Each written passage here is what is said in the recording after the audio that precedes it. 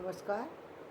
आज का हमारा मोटिवेशनल वीडियो है, अपना लक्ष्य सामने रखें। जीवन में बहुत सारे से बदलाव आते हैं, बहुत सारी सी प्रॉब्लम्स आती हैं, बहुत सारी सी चीज़ें होती हैं। कुछ घटनाएं अपने हित में होती है, कुछ घटनाएं ऐसी होती हैं जो हमारे जो है फेवर में नहीं होती।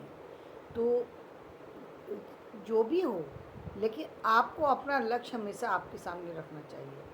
जीवन में कुछ भी हो, अपने लक्ष्य को अपने सामने रखिए और उस पर तब तक बढ़ते रहिए जब तक कि आपको सफलता ना मिल जाए। उस लक्ष्य पर तब तक बढ़ते रहिए जब तक सफलता ना मिल जाए, क्योंकि जीवन में यदि आपने किसी लक्ष्य को लेकर के चले तो सफलता निश्चित रूप से उसमें मिलेगी, ये पक्का है। बस यदि कहीं प्रॉब्लम है तो सिर्फ एक कि वहाँ कोई ऐसी ऑर्बिट नहीं होना चाहिए कि आपकी उम्र की ऑर्बिट हो, वो समाप्त हो गई और आप फिर भी उस लक्ष्य को बनाए हुए हैं, तो वो एक असंभव चीज़ हो गई कि आपने मैंने लक्ष्य बनाया हुआ है। आप किसी भी सर्विस को ज्वाइन करना चाहते हैं और वहाँ पर यदि एक बाउंड्री बना रखी है कि 35 के बाद आपको वहाँ पर परमिशन नहीं दी जा सकती, या 50 के बाद नहीं दी जा सकती, या 60 के बाद नहीं, तो वहाँ पर यदि आप उसको क्रॉस करके एग्ज़ाम देने की कोशिश करेंगे तो वो आप अपनी तैयारी कितनी भी करते रहें, उसका कोई फ़ायदा नहीं होगा।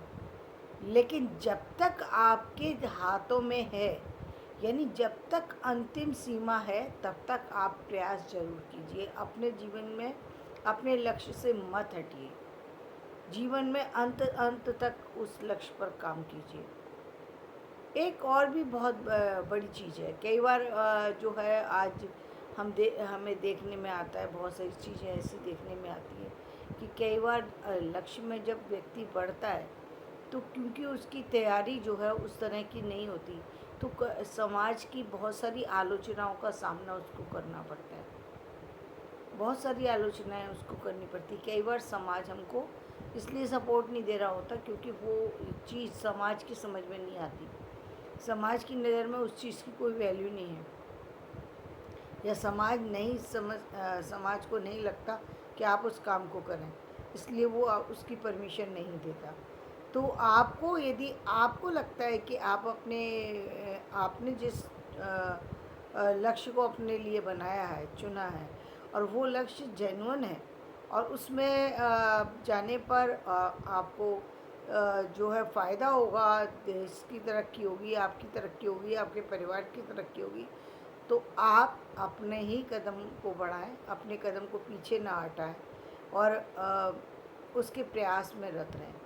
एक और महत्वपूर्ण बात ये है कि जब भी आप देखें, आपको आपका लक्ष्य नज़र आना चाहिए। सोते उठते बैठते आपके चारों तरफ वो लक्ष्य होना चाहिए। इसका फ़ायदा क्या हुआ है और इसका नुकसान क्या होगा? इसका नुकसान तो इसका बिल्कुल नहीं है, लेकिन फ़ायदा इसका ये होगा कि आप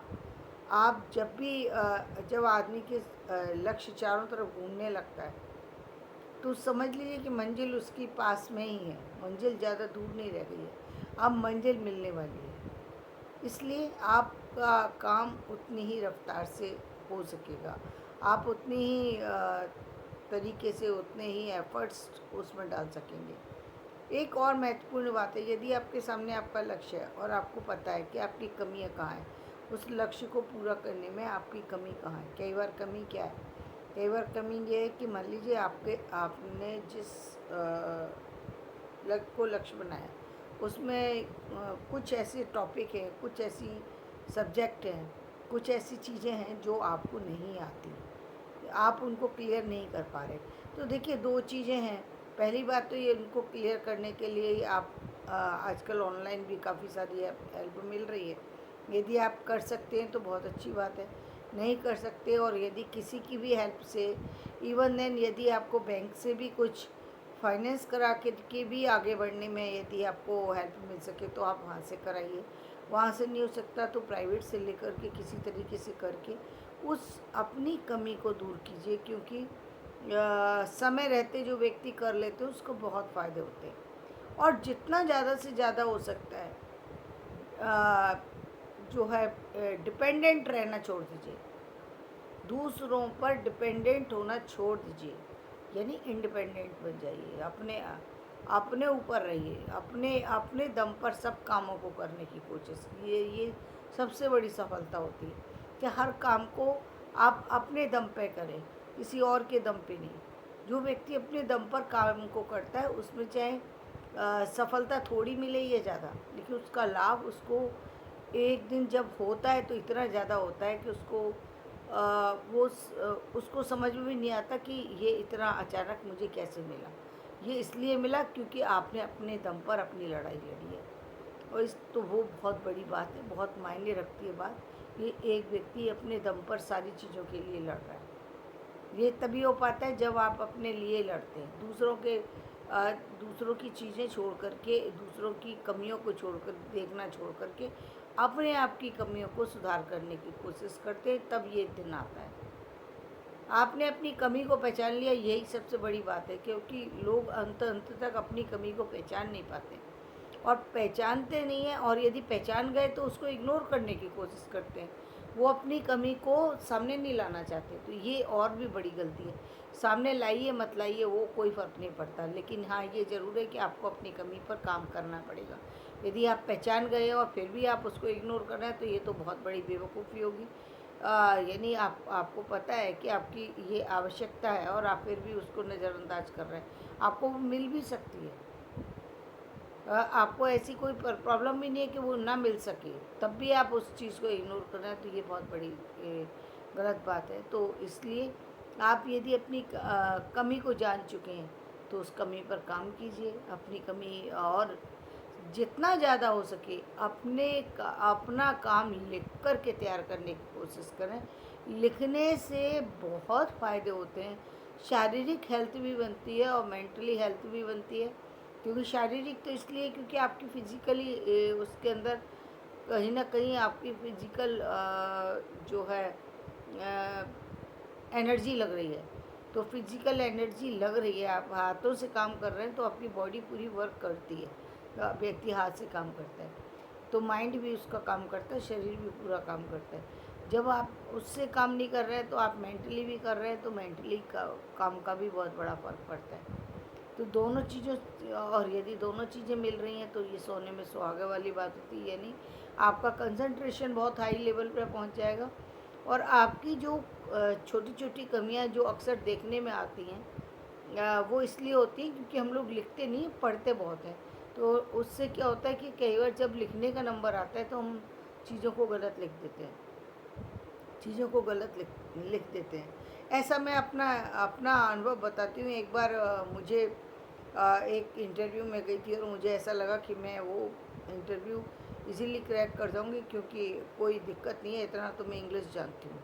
तो मुझे ऐसा लगा कि मतलब मुझे इसमें दिक्कत नहीं आएगी। जब लिखने बैठी तो मेरे पास मुझे शब्द के मीनिंग लिखने में दिक्कत हो रही थी, सेंटेंस बनाने में दिक्कत हो रही थी, और मुझे उस दिन असलियत समझ में आई कि मुझे तो बहुत काम करने की ज़रूरत है इस सब्जेक्ट पे। जिसे मैं बहुत ईजी समझ रही थी वो मेरी वीकनेस थी, जो मुझे उस समय समझ में आई, काम करने पे समझ में आती है। कहते हैं ना, काम जब हम प्रैक्टिकल करते हैं तो समझ में आते हैं। तो यदि आप लिख कर के ही सारी चीज़ें तैयार करते हैं तो ये बहुत अच्छी बात होती है कि लिखने से तो आपकी वो जो क्या कहते हैं, जहाँ आपको लिखने की हैबिट हो जाती है, वहीं आपको चीज़ें जो हैं वो स्थायी रूप से याद रह जाती है, सुरक्षित हो जाती है। यानी एक एक चीज़ ऐसी है जो आपने पढ़ी उसको आप भूल जाते हैं, लेकिन जो लिखते हैं वो आप भूलते नहीं, ये पक्का है। एक बार जो लिख लिया वो आपके माइंड पर प्रिंट हो जाता है, वो फिर कभी जाता नहीं है लाइफ से। तो इसलिए लिखना, तो यदि आप लिखने की कला है किसी के अंदर तो वो बहुत अच्छी बात है, तो उसको बना कर के रखें। एग्ज़ाम और टेस्ट दे दे करके अपने आप को तैयार करें, अपने आप से पूछें क्वेश्चन, अपने आप से उसके आंसर करें, और इस तरीके से अपने आप को तैयार करें। आप देखेंगे जीवन में असफलता आपके कदम चूमने लगी है और आप अपने लक्ष्य से भी कहीं आगे निकल चुके हैं, आपका लक्ष्य को आप पा चुके हैं। धन्यवाद। आज का वीडियो मैं यहीं समाप्त करती हूँ। मेरा वीडियो पसंद आए इसे लाइक करें, शेयर करें और सब्सक्राइब करें। धन्यवाद।